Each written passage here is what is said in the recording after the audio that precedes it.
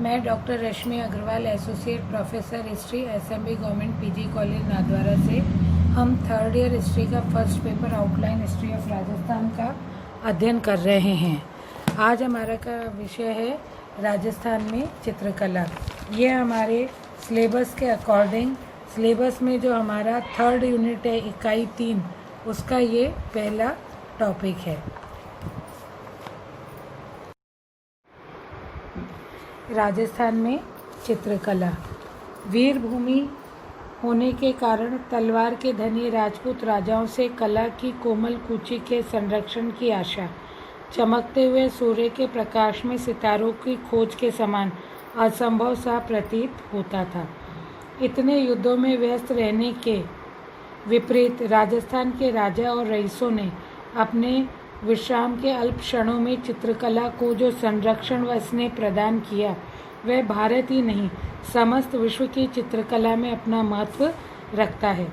सामान्यतः यह धारणा थी कि चित्रकला तो अजंता के बाद भारत में अदृश्य सी हो गई थी और राजपूतों के समय में तो युद्ध को एकमात्र समय मानकर बड़े बड़े कला पारखियों ने राजस्थान की कला को कभी हिंदू कला और कभी राजपूत कला के नाम से संबोधित किया था। इतिहासकार ब्राउन अपनी पुस्तक इंडियन पेंटिंग्स में लिखते हैं कि राजस्थानी शैली को राजपूत शैली कहकर पुकारते हैं, किंतु उनकी यह धारणा कहीं अधूरी सी लगती है। राजपूत राजाओं व जमींदारों ने ही चित्रकला को संरक्षण दिया था। वास्तव में धार्मिक संस्थाओं, सेठ साहूकारों और साधारण जनता ने भी राजा महाराजाओं के साथ मिलकर राजस्थान में चित्रकला को पूर्ण संरक्षण देकर समृद्ध व प्रभावशाली बनाया था। 16वीं शताब्दी से 19वीं शताब्दी में विकसित इस कला पर मुगलों का भी भारी प्रभाव रहा था।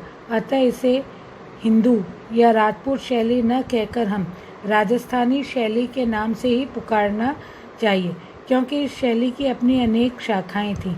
अकबर के विद्वान दरबारी अबुल फजल ने भी इसे हिंदू शैली कहकर इसकी प्रशंसा की थी। उनका कहना था कि हिंदू चित्रकार मुसलमान चित्रकारों से भी अधिक सुंदर चित्र की रचना किया करते हैं। वास्तव में राजस्थानी शैली अपना स्वतंत्र महत्व रखती थी, जैसा कि कुमार स्वामी ने अपनी पुस्तक राजपूत पेंटिंग की प्रस्तावना में लिखा था कि राजस्थान में भी चित्रकला का एक संपन्न स्वरूप उपस्थित है। वास्तव में राजस्थान में तो पाषाण काल से ही चित्रकारी चली आ रही है। अनेक स्थानों पर की गई खुदाई से प्राप्त चट्टानों पर कई प्रकार के चित्र हमको प्राप्त हुए हैं।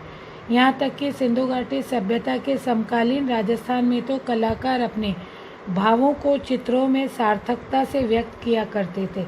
ये चित्र शिकार, युद्ध और देवी पूजा आदि महत्वपूर्ण विषयों पर ही बनाए जाते थे।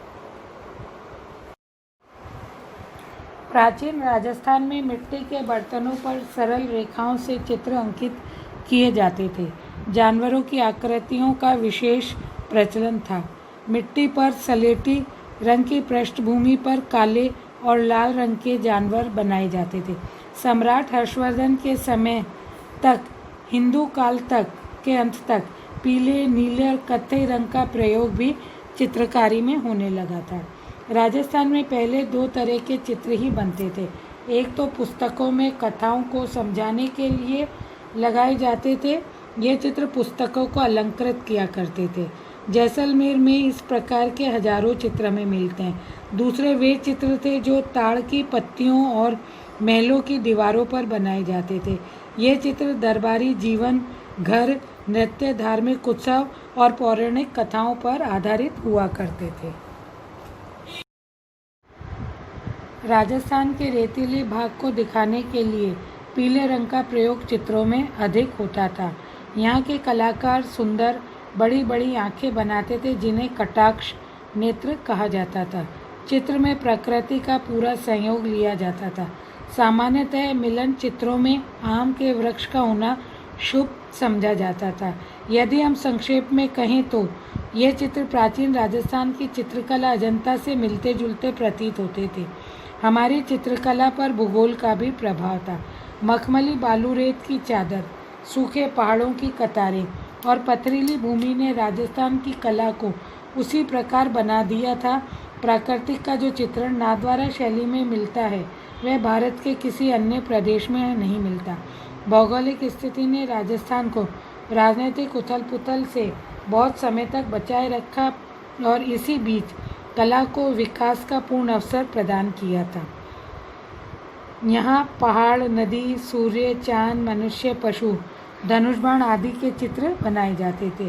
बैराट, रंगमहल तथा आहड़ से प्राप्त सामान पर रेखा द्वारा वृक्ष आदि से सजावट इस बात का प्रमाण है कि प्राचीन राजस्थान में चित्रकला पूर्ण रूप से विकसित कला के रूप में थी। इसी के साथ राजस्थान में चित्रकला का जो परिचय है ये अध्याय समाप्त होता है। अगले वीडियो में हम चित्रकला के विषय में जो अध्ययन है वह करेंगे।